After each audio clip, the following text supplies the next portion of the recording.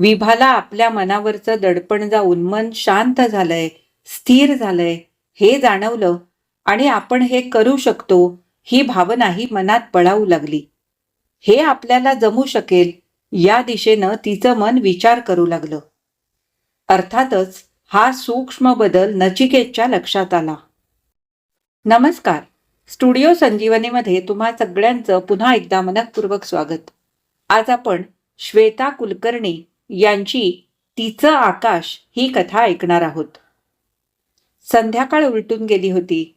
अंधार पडला होता, पण अजून चांदण्या फारशा दिसत नव्हत्या. हीच का कातर वेळ असते असं विभाच्या मनात आलं आणि क्षणभर तिला आपण त्या वातावरणात, निसर्गात हरवून गेलो आहोत असं वाटलं. देह नाहीच, तरंगतोय आपण जणू त्या उगवत्या रात्रीत आणि मावळत्या संध्याकाळमध्ये. नाहीतरी आपणही या विशाल सृष्टीत अगदी मुंगीसारख्याच एक बिंदू. जसे ग्रह एवढे अजस्त्र, अगदी कल्पनातीत वस्तुमानाचे असून या अवकाशात गर गर फिरतात, भिरभिरतात. एखादा तुकडा जमिनीवर येतो तेव्हा उल्का बनतो. तर आपली काय कथा? पृथ्वी एक क्षण थांबली तर काय होईल, हे सुद्धा किती भयानक विचार आहेत. पण असं झालं तर? विभा टेरेसमध्ये खुर्चीवर बसल्या बसल्या आकाश निरीक्षण करत होती. अर्थात हे साहजिकच होतं. विभा एक खगोलशास्त्रज्ञ, त्यामुळे ती सतत तेच करत असे. तसं म्हटलं तर लहानपणापासून विभाला ग्रहगोलांचं, आकाशाचं वेड. तिच्या वडिलांनी ते ओळखून तिला प्रोत्साहन दिलं. पण नचिकेतशी लग्न झालं आणि त्याच्याबरोबर तिला अमेरिकेत यावं लागलं. नचिकेत सॉफ्टवेअर इंजिनियर, तो सुद्धा एक बुद्धिमान कम्प्युटर इंजिनियर, प्रचंड हुशार. त्यामुळे विभानं नचिकेतला वेगळ्या क्षेत्रात असूनही साथीदार म्हणून निवडलं. नचिकेतच्या कंपनीनं दिलेल्या फ्लॅटमध्ये दोघं राहत होती. अर्थात ती इमारतही कंपनीच्याच मालकीची, आपल्या कर्मचाऱ्यांच्या निवासाची व्यवस्था करण्यासाठी बांधलेली. कंपनीच्याच कॅम्पसमध्ये, भोवती सुंदर बॉटॅनिकल गार्डन, सर्व सुखसोयीने युक्त असा तो आधुनिक परिसर. नचिकेतचा संपूर्ण दिवस त्याच्या ऑफिसमध्ये जात असे, क्युबिकलमध्ये. विभा मात्र घरी दिवसभर एकटीच. पण हा वेळ ती आपला व्यासंग वाढवण्यात घालवत असे. अभ्यास, छंद सर्व जपण्यात. नुकतंच लग्न झालेलं, फार तर वर्षाचा काळ. त्यामुळे मूल वगैरे विचार नव्हतेच डोक्यात. उलट या रिकाम्या वेळात PhD करावी असं तिला वाटायचं. फक्त आपल्याला PhD झेपेल ना, जमेल ना, अशी थोडी धाकधूक वाटत होती. पण नचिकेत मात्र तिला प्रोत्साहित करत असे. फार तर PhD नाही मिळायची, प्रबंध तर होईल, अभ्यास तर होईल असं म्हणायचा. तुझ्यामध्ये PhD करण्याइतकं कॅलिबर निश्चित आहे म्हणायचा. एकंदरीत त्यांचा सिलिकॉन व्हॅलीमधला संसार सुखनैव चालला होता. नचिकेत लॅच उघडून आत आला. विभाला कळलंही नाही. विभा, टेरेसमध्ये येत त्यानं हलकेच तिला स्पर्श केला. ओ, ती क्षणभर दचकलीच, पण त्याला समोर बघून तिला हायसं वाटलं. मला कधी कधी वाटतं तू विरघळून जाशील आकाशात, मलाही सोबत घेऊन जा म्हणजे झालं. काहीतरीच, ती हसली. आणि काय ग, आपल्या शेजारी कुणी राहायला आलंय का? त्यानं तिला विचारलं. हो, मला वाटलं तुला ठाऊक असणार, तुझी ऑफिसमध्ये ओळख झाली असेल असं वाटलं, विभानं म्हटलं. नाही ग, मग वेगळ्या डिपार्टमेंटमध्ये येणार असेल कदाचित, नचिकेतनं म्हटलं. चल कॉफी घेऊया. हो, मी तुझीच वाट बघत होते कॉफी पिण्यासाठी, ती म्हणाली. अरे वा, तू इतकी तंद्रीत होतीस की कॉफी काय मलाही विसरून गेली होतीस, नचिकेत म्हणाला. आणि हो, उद्या आपल्याला बेतनं जेवायला बोलवलंय सकाळी. तिच्या नवऱ्याचा अर्नॉल्डचा वाढदिवस आहे. ओ हो, पण आता उद्या सकाळी त्यांना काय भेट देणार? ते मी बघतो, तू नको काळजी करूस, नचिकेत म्हणाला. आणि थांब, मी करतो कॉफी. त्यानं किचन ओट्याचा ताबा घेतला. बाप रे, दिवसभर तिथे राबून आल्यावर घरी सुद्धा तू कॉफी करतो आहेस? मी इथे रिकामटेकडी बसून आहे दिवसभर.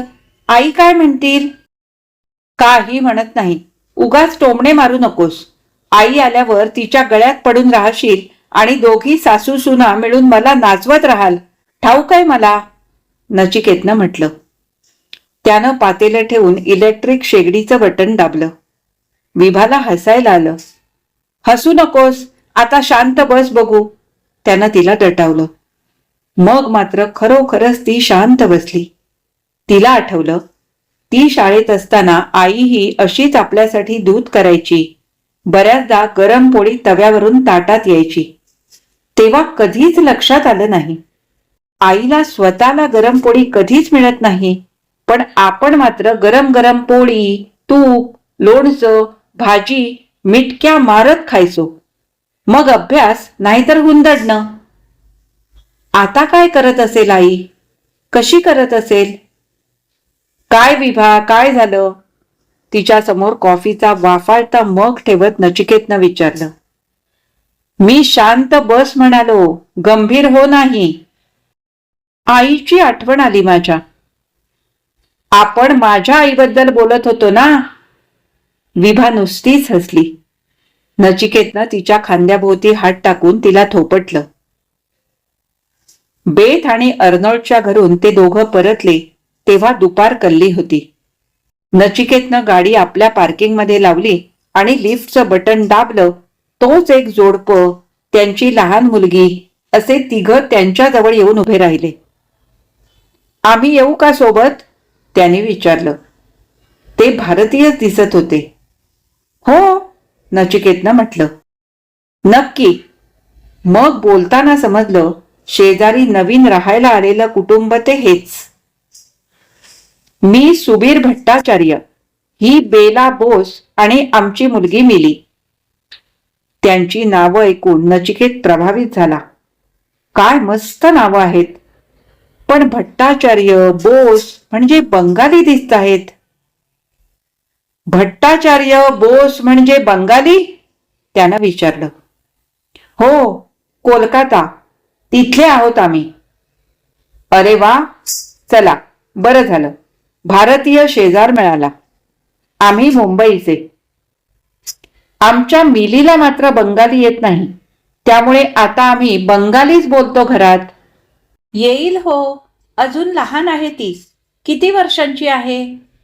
त्यांना विभानं म्हटलं. वर्षाचीच तर दिसते जेमतेम. हो, 1.5 वर्षाची आहे. बेलानं म्हटलं. आम्ही अमेरिकेत आहोत ना 3-4 वर्षांपासून, म्हणून इंग्रजीच बोलायचो घरातही. अमेरिकन ॲक्सेंट यावा म्हणून, तर आता हिला बंगाली भाषा यावी म्हणून आम्ही बंगाली बोलायला लागलो परत. लिफ्ट थांबल्यावर सर्वजण लिफ्टमधून बाहेर पडले. या ना, कॉफी घेऊया. विभानं आग्रहानं त्यांना घरी बोलवलं अन सुबीर, बेलाही आले. ओळख वाढवायला हवीच ना. बेलानं मिलीला सोफ्यावर बसवलं. विभानं मिलीला बघितलं. गोड गोरीपान बाहुलीच. नचिकेतच्या अंदाजाप्रमाणे सुबीर वेगळ्या डिपार्टमेंटमध्येच होता, पण आधीची नोकरी ही सिलिकॉन व्हॅलीतच दुसऱ्या कंपनीत होती. बेला ही नोकरी करायची, पण आता मिलीसाठी घरीच होती. विभाला वाटलं, बरं झालं, आपल्याला सोबत झाली. कॉफी, कुकीजसह गप्पा छान रंगल्या. विभानं लेख लिहून पूर्ण केला. मेल करायच्या आधी तपासून पाहावा म्हणून ती परत तो लेख वाचू लागली. नुकत्याच भारतानं केलेल्या मंगळ ग्रहावरील यशस्वी उपग्रह प्रक्षेपणाबद्दल तो लेख होता. एका दिवाळी अंकासाठी विभानं त्याविषयी सर्व माहिती लिहून त्याचं विश्लेषण केलं होतं आणि त्या अनुषंगानं अजून काही संशोधनांविषयी लिहिलं होतं. त्या सगळ्याचा तिनं परामर्श घेतला होता. तपासून झाल्यावर तिनं मेल पाठवला. खरोखरच असं काही सृजनात्मक काम केलं की नंतर किती रितं वाटतं. मग ते कविता, कथालेखन असो की पाककृती, अगदी काहीही ग्रेटच वाटतं. त्यासाठी खरंच निर्मितीक्षम मन हवं. अजून जेवण व्हायचं होतं, त्यामुळे आता पोटात भूक जाणवत होती. खवळली होती म्हणा ना. जेवून झाल्यावर तिनं थोडा वेळ आराम केला. राहून राहून डोक्यात त्या मंगळ ग्रहावरील उपग्रहाचे विचार येत होते.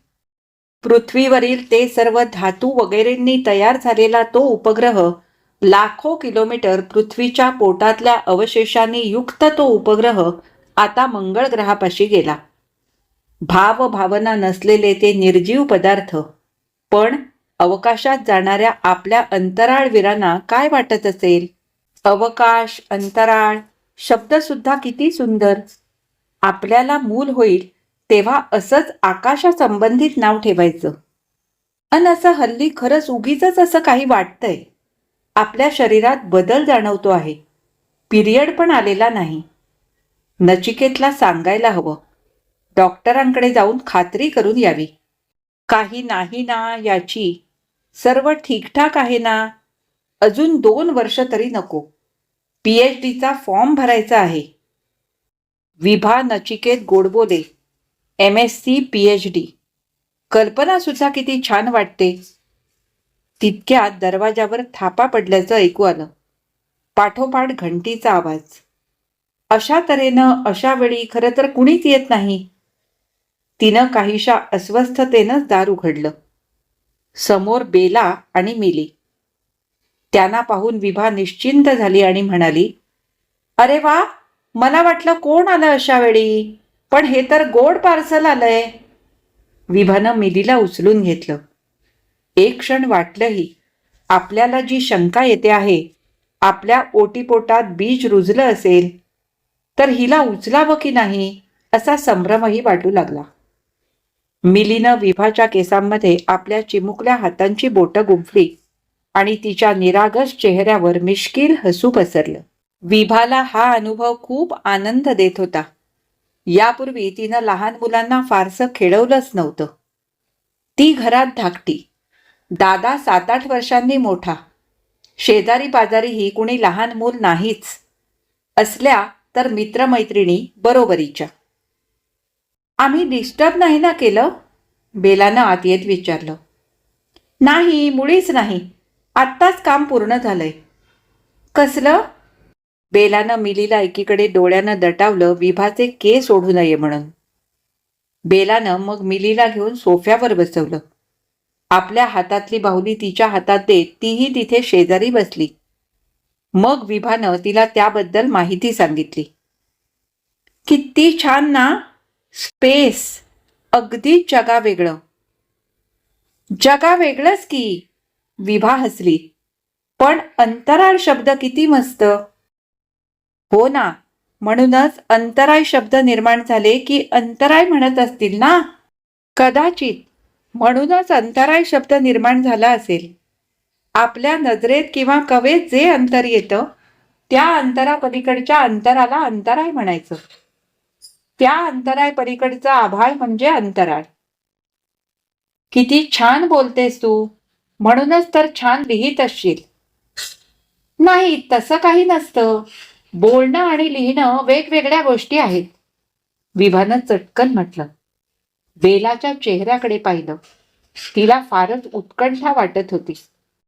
बघ ना, पृथ्वी, तिचे उपग्रह, चंद्र ना, बाकीचे ग्रह, तारे, नक्षत्र आपण अंदाजही लावू शकत नाही असं सगळं आकाशगंगेत असतं.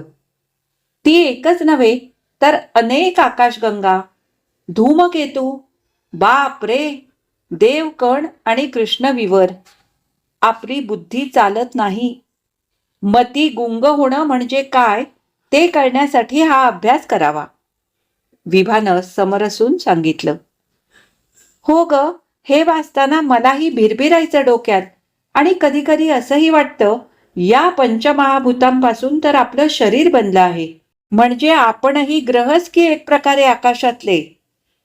ग्रह ही आपल्या कुंडलीत येऊन लुडबुड करतात. आपल्याशी नातं सांगत आपल्या आयुष्यावर परिणाम करतात. बेलानं म्हटलं. वॉव, तू पण मस्त बोलतेस. मिलीनं तोंडानं गोड गोड आवाज काढले. आणि हा तुझा उपग्रह, विभा गमतीनं म्हणाली. दोघीही यावर खळखळून हसल्या. तू काय शिकली आहेस? काय करतेस? मी मी इंजिनियर आहे. हो, अमेझिंग. विभा खुश होत म्हणाली. छानच. बेलानं हसून आनंद व्यक्त केला. मग तू जॉब का सोडून दिलास? अर्थात मिलीचा प्रश्न आहे म्हणा. हो, मिलीसाठी पण, आणि सुबीर पण खुश आहे मी घरी आहे म्हणून. अरे वा, विभा खट्याळपणे म्हणाली. विभाच्या प्रतिसादाचा अर्थ कळल्यामुळे बेलानं तत्काळ तिच्या समजात सुधारणा केली. नाही नाही, तसं नव्हे. त्याला खरं तर बायकोनं घरीच असलेलं आवडतं. नोकरी केलेली आवडत नाही. तो ऑर्थोडॉक्स आहे एकदम. काय सांगतेस? हो, अगदी कट्टर पारंपरिक घराण्यातला आहे तो. प्रचंड हुशार असल्यानं खूप शिकला. खरीही पैशांची गरज नव्हती म्हणा, पण बुद्धीला वाव मिळेल, चालना मिळेल अशी नोकरी इथेच मिळाली. शिवाय घरी तिथे 2 भाऊ आहेत म्हणा, त्यामुळे तिथली चिंता नव्हती. खरं तर साध्या-सुध्या मुलीशी लग्न केलं असतं तरी चाललं असतं. पण बुद्धिमान सुबीरचं अडाणी किंवा जेमतेम मुलीशी कसं काय पटलं असतं? शिवाय धनवान घरात, आधुनिक अमेरिकेत, आधुनिक शिकलेलीच मुलगी हवी ना, म्हणून मी सापडले. बेलाचा स्वर बदलला. असं कशाला म्हणतेस हा? तू खुश आहेस ना? मग झालं तर. विभानं मिलीला जवळ घेत विचारलं. आणि इतक्या गोड बाळासाठी तर आई घरी थांबायलाच हवी. मिली मोठी झाली की करता येईल ना जॉब. हो, बेला फिकट स्वरात म्हणाली. विभाच्या लक्षात आलं की काहीतरी वेगळं कारण आहे. गंभीर प्रकरण असावं. नाहीतर मी सापडले वगैरे म्हणाली नसती बेला. चल, मी फर्माश चहा करते, विभा म्हणाली. राहू दे ना, कशाला फॉर्मॅलिटीज?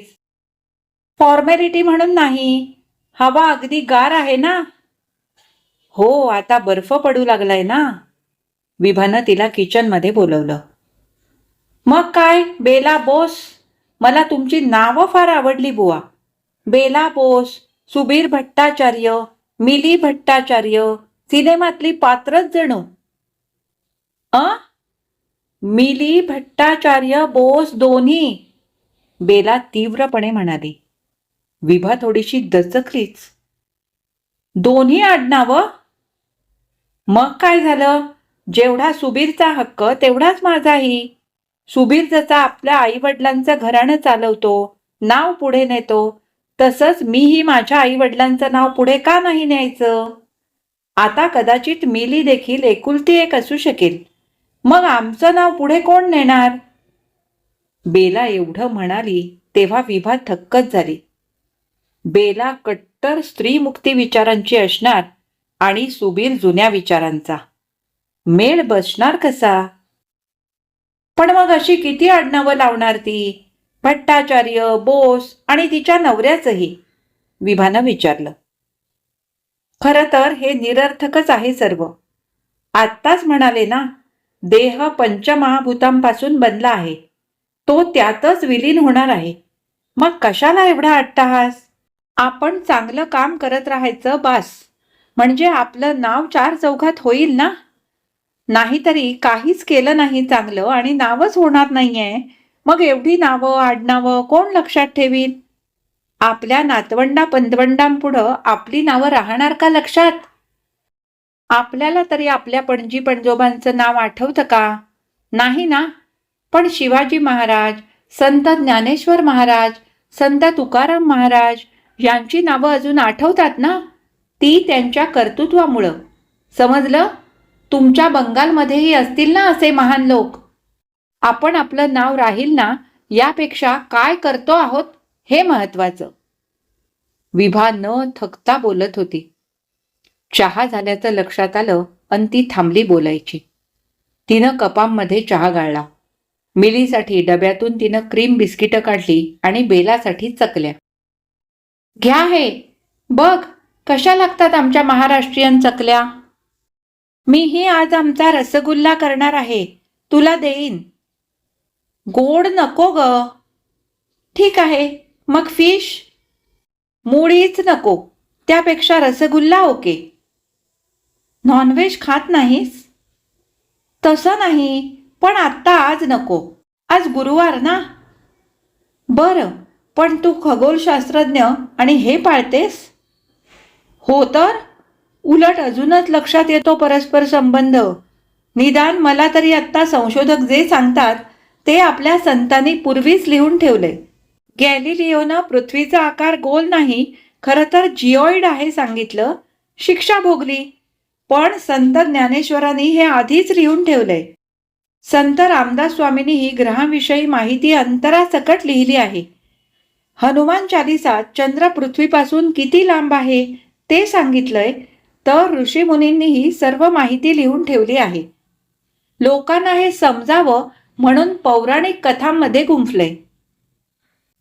ग्रेट. आत्ता कुठे बेलाची गाडी रुळावर आली. बराच वेळ गप्पा झाल्यावर बेला मिलीसह गेली. विभा आता थकली होती. बोलून बोलूनच. आता इतका वेळ गप्पा मारायची सवय राहिली नव्हती. इथे आल्यापासून ती अगदी एकटीच होती.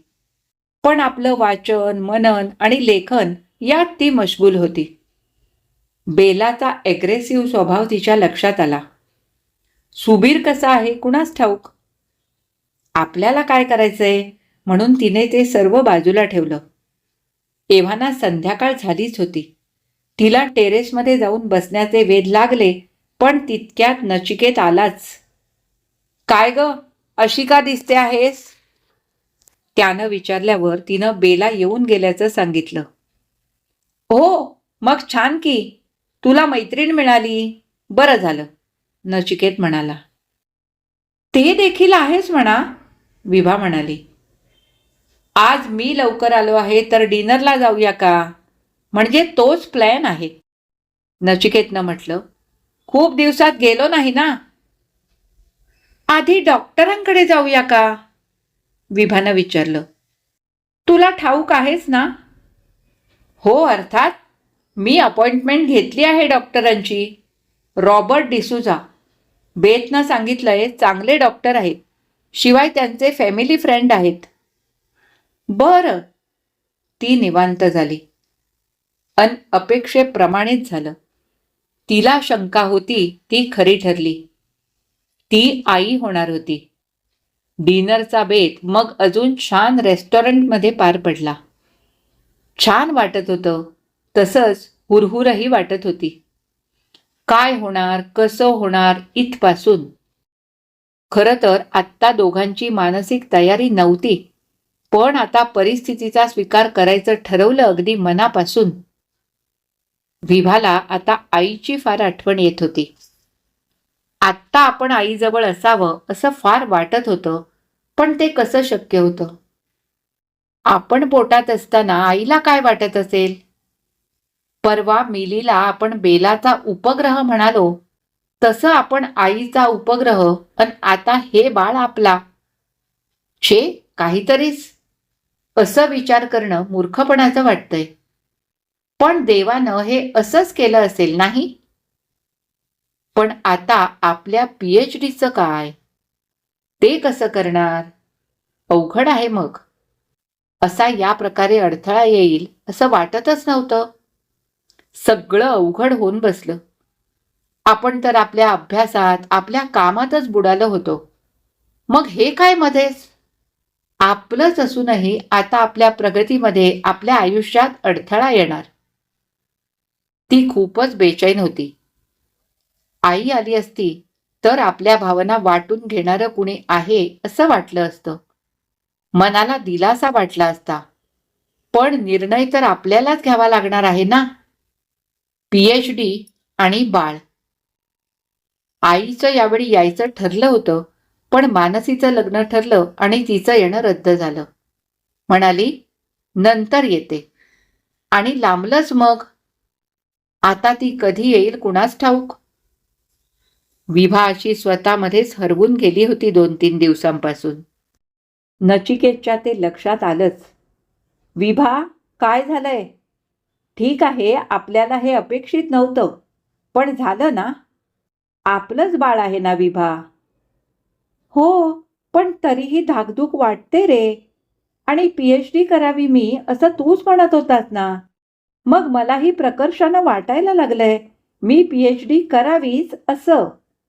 पण त्याचा अभ्यास आणि मेहनत तर किती अवघड आहे तुला ठाऊक आहेच ना. विभानं कपाटातून त्याच्यासाठी शर्टची घडी उचलून त्याला दिली. हो, पण ते तू नंतरही करू शकतेस आणि आत्तापासून अभ्यासही करू शकतेस की. उलट मी तर म्हणतो पूर्वतयारी करायला ही उत्तम वेळ आहे. बाळावरही अभ्यासाचे संस्कार होतील. उलट या अवस्थेत आई जे करते त्याचे परिणाम बाळावर होतात. तेव्हा तू हे करावंसच. नचिकेतनं आग्रहानं म्हटलं आणि तो सगळं ठीक होईल अशा अर्थाचं हसला. पण हेच बघ ना, मिलीसाठी बेला नाही का घरीच आहे. विभा म्हणाली, पण माझं कसं होईल नंतर? बाळाला कसं सांभाळावं? बाळाचं करता करता मला अभ्यास कसा जमेल? तोही PhDचा? तिला ही अशक्य गोष्ट आहे हे दिसू लागलं होतं. नचिकेत तिच्याजवळ आला आणि तिच्या खांद्यावर त्यानं आपले हात ठेवले. आश्वासित करण्याचा प्रयत्न करू लागला. विभा, ते काही नाही. आपण 2 पर्यायांपैकी एका पर्यायाचा विचार करू. विभा, तू आता फक्त अभ्यास कर आणि नंतर तू PhDचा प्रबंध वगैरे लिही. 4-5 वर्ष लागली तरी चालतात. माणसं 50शीतही PhD करतात. तू अजून लहान आहेस. तुझे ग्रहतारे तर अनंत काळ अढळस्थानी आहेत, हो ना? त्यानं म्हटलं, तू त्या बेला मिलीचं डोक्यातून काढून टाक. बेलासारख्या स्त्रियांना कदाचित काही करता येत नसेल, पण खापर दुसरीकडे फोडत असतील. मिली थोडी मोठी झाली की ती काही करते का बघ तू. नुसती वायफळ बडबड करून काही होत नाही. कृतीतून सिद्ध करून दाखवावं. मला बेला किंवा तिच्यासारख्या स्त्रियांना दूषणं द्यायची नाहीत. कसं जगायचं तो त्यांचा प्रश्न आहे. तू त्या स्त्रिया बघ ज्या मुलांना सांभाळून कर्तृत्व सिद्ध करतात.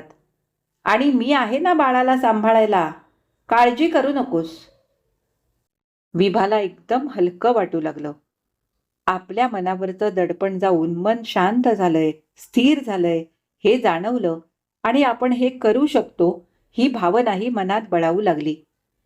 हे आपल्याला जमू शकेल या दिशेनं तिचं मन विचार करू लागलं. अर्थातच हा सूक्ष्म बदल नचिकेतच्या लक्षात आला. काय पटतंय ना? आणि आई येईलच की. कधी तुझी कधी माझी. हो तर तू त्यांना कळवलं की नाहीस अजून ही आनंदाची बातमी? नाही, म्हटलं आपण दोघं मिळून फोन करू. बरं, आज रात्री फोन करूया. आणि तू बेलाबद्दल असं का म्हणू शकतोस? ती जर खरी प्रखर स्त्रीवादी असती तर ती अशी घरी बसली नसती किंवा घरीच असून तिनं काहीतरी भरीव कार्य केलं असतं. तो थोडा उपहासानं म्हणाला. भरीव कार्य?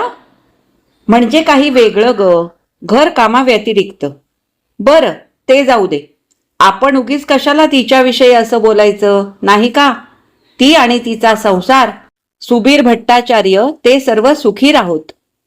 नचिकेत विभाला म्हणाला, बरं, मला निघायचंय. नाश्ता झाला का तयार? हो तर. ती हसली. दुपारी ये जेवायला. ठीक आहे. तिने कांदे पोह्यांची बशी आणून दिली. तू पण खा माझ्याबरोबर. आता खाणं पिणं सांभाळ. हो. तिनं स्वतःसाठीही कांदे पोहे आणले. आज काय मग? एका संस्थेसाठी लेख पाठवायचाय.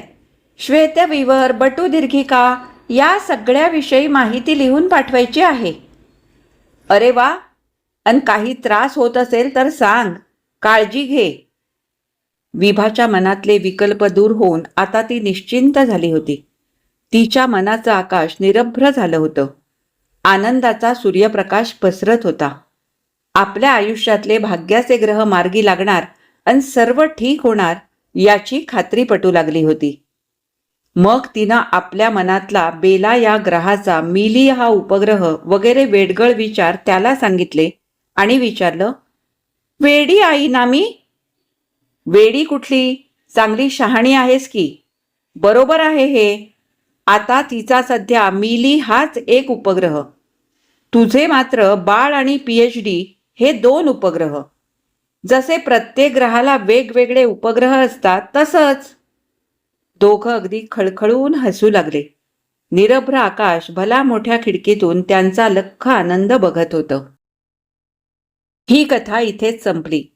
आज मी वाचलेली श्वेता कुलकर्णी यांची तिचं आकाश ही कथा तुम्हाला कशी वाटली हे मला कमेंट करून अवश्य कळवा. आवडली असेल तर लाईक करा, जास्तीत जास्त शेअर करा आणि जर तुम्ही माझ्या चॅनलवर नवीन असाल तर चॅनलला सबस्क्राईब करून सोबतचं बेल आयकॉन दाबायला अजिबात विसरू नका. आता आपण पुन्हा भेटू अशाच एखाद्या छानशा कथा वाचनासाठी. तोपर्यंत मी तुमचा निरोप घेते. धन्यवाद.